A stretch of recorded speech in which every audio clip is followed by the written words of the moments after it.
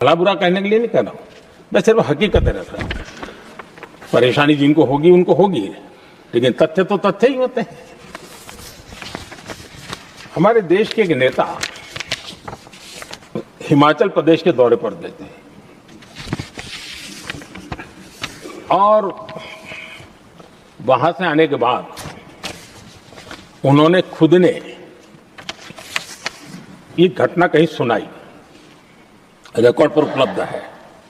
उसमें उन्होंने कहा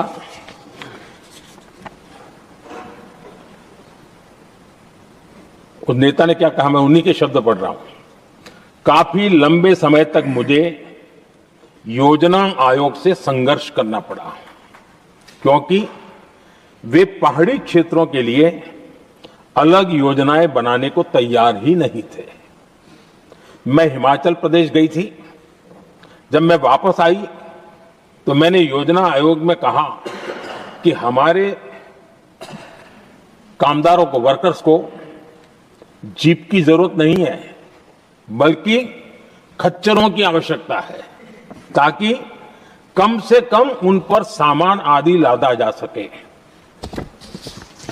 आगे उन्होंने कहा, लेकिन मुझे बताया गया हम पैसा तो जीप के लिए ही देंगे क्योंकि खच्चरों के लिए पैसे देने की पॉलिसी नहीं है।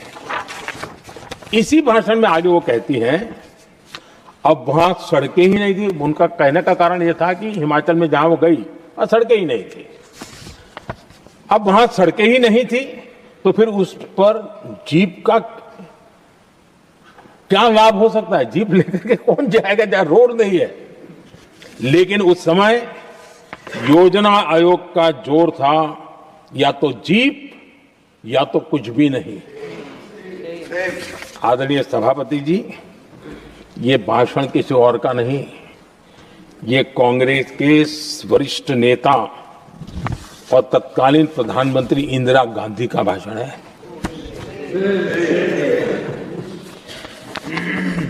कांग्रेस के लंबे शासनकाल में यही कार्यशैली रही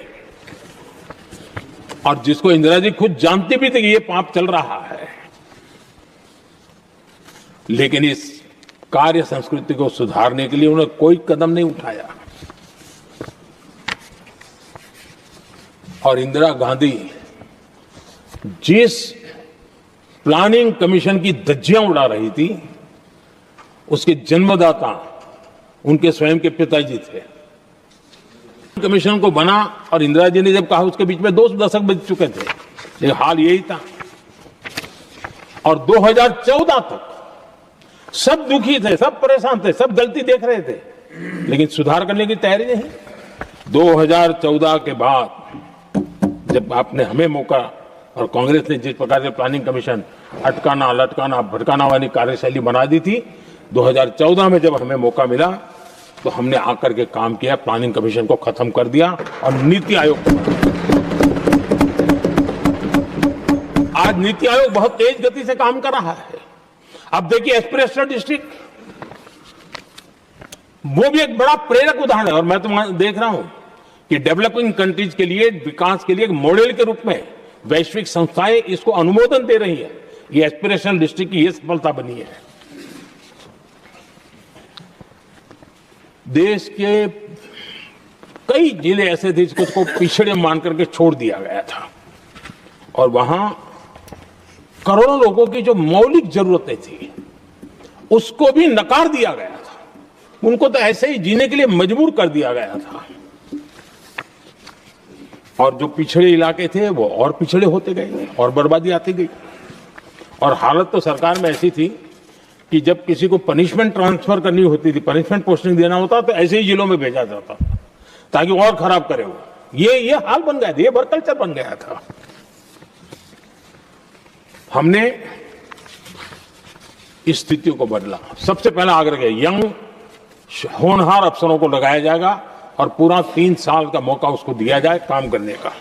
एक के बाद अब निर्णय किए और आज देखिए किसी समय छत्तीसगढ़ का हमारा बस्तर एस्पिरेशनल डिस्ट्रिक्ट में था, आज वो बस्तर पूरे देश में बस्तर ओलंपिक के नाम से चर्चा में है।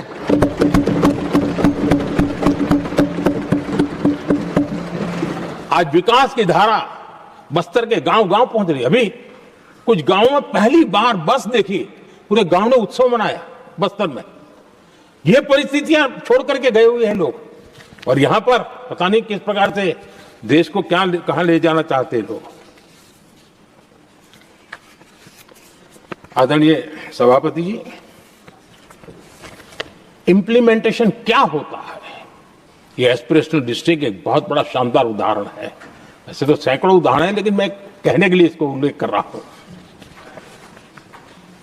कांग्रेस के हमारे साथियों को ये जो बदलाव आ रहा है उसमें इंप्लीमेंटेशन नजर नहीं आ रहा है, और उनका तो एक ही वो प्लानिंग कमीशन वाला मॉडल है, जीप और खच्चर वाला मॉडल, यही वो लोग जानते हैं, उससे आगे कुछ नहीं जानते। और ये इंप्लीमेंटेशन कैसे करते हैं? मेरा जन्म नहीं हुआ था उसके पहले सरदार वल्लभ भाई पटेल ने नर्मदा नदी पर बांध बांधने की कल्पना की। विषय तो पक्का हो गया, सरदार साहब नहीं रहे, खैर नेहरू जी ने शिलान्यास किया। अब इंप्लीमेंटेशन देखिए इनको। मेरा जन्म नहीं हुआ था जब इसकी कल्पना की गई थी, और प्रधानमंत्री बनने के बाद मैंने उसका उद्घाटन किया, यह हाल है।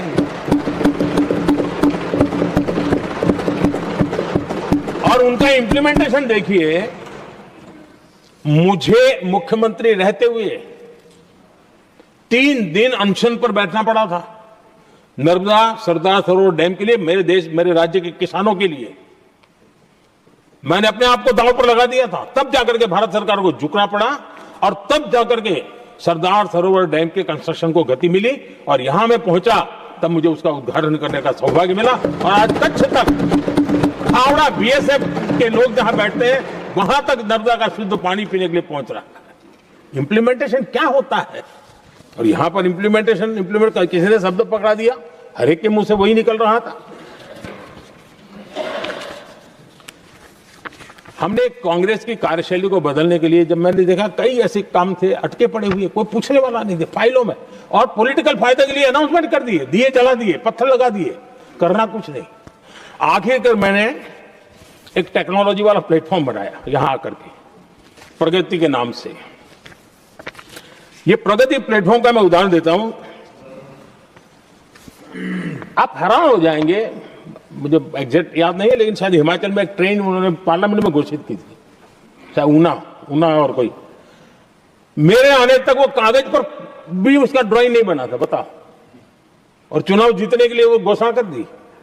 प्रगति के अंदर मेरे सामने विषय आया, ऐसे कई विषय मेरे सामने आए, और उस प्रगति के अंदर हमने एक एक प्रोजेक्ट क्यों अटके हुए, कॉस्ट किस डिपार्टमेंट की काम में क्या मुसीबत आई है, किसने गलत तरीके से इसको आगे बढ़ाया, और बजट तो बढ़ता ही गया था। जो योजना 900 करोड़ में होनी थी वो 90,000 करोड़ तक पहुंच जाए, ये हाल करके रख दिया था इन्होंने। हमने एक टेक्नोलॉजी प्लेटफॉर्म बनाया, हर महीने बैठा, अभी मैंने 50वां एपिसोड पूरा किया उस मीटिंग का, और लगातार उस काम करते करते और संबंधित राज्यों को भी बिठाया, उनकी कठिनाइयों को भी समझा, उसके इम्प्लीमेंटेशन में कौन मिनिस्ट्री का पूरा परेशानी हो रही है, किस स्टेट की परेशानी हो रही है, किस कानून की परेशानी हो रही है, हर एक की बारीकी से देखा। और आज मैं गर्व से कह सकता हूं कि इस प्रगति के इम्प्लीमेंटेशन को बारीकी से प्रधानमंत्री के स्तर पर देखे जाने के कारण 85 लाख करोड़ रुपीस का काम को गति मिली। 85 लाख करोड़ रुपीस के काम, आप कल्पना कीजिए देश की कितनी बड़ी शक्ति को अनलॉक किया हमने। इंप्लीमेंटेशन कैसे होता है ये हमने करके देखा है। रेल हो, रोड हो, सिंचाई हो, ग्रामीण कोई व्यवस्था का काम, इन सारी चीजों को हमने इसमें लिया। अब जैसे जम्मू उधमपुर श्रीनगर बारामूला रेल लाइन, आज ये प्रोजेक्ट पूरा हुआ, और बर्फबारी में इन दिनों आपने देखा एक वीडियो बहुत पॉपुलर हुआ है, बर्फ के बीच में थे, चारों तरफ बर्फ की चादर छाई हुई है, और वंदे भारत ट्रेन निकल रही है, और लोग कहते हैं गलती मत करना, ये तो विदेश है, ये हिंदुस्तान है, ये रील चल रहे हैं बाजार में। दशक तक यही प्रोजेक्ट लटका हुआ था, 3 दशक 30 साल, आप कल्पना कर सकते 2 पीढ़ी आगे बढ़ जाए, ये यही के अटके पड़े थे। सभापति जी, मैं असम की बात करता हूं, और कोई ये मत सोचो कि मैं चुनाव है इसलिए बोल रहा हूं। इनके पाप हैं इसलिए मुझे कहना पड़ रहा है। कांग्रेस सिर्फ इमेजिन करती है और इंप्लीमेंट करने का उनको कोई लेना देना ही नहीं होता है। अब असम का बोगीबील ब्रिज, ये बोगीबील ब्रिज अरुणाचल और असम को जोड़ने वाला बहुत महत्वपूर्ण ब्रिज, कितने ही सालों तक ये प्रोजेक्ट लटका रहा। हमने प्रगति के माध्यम से इसको रिव्यू किया और असम सहित पूरे नॉर्थ ईस्ट को बहुत बड़ी सुविधा वाला ये काम हमने पूरा किया।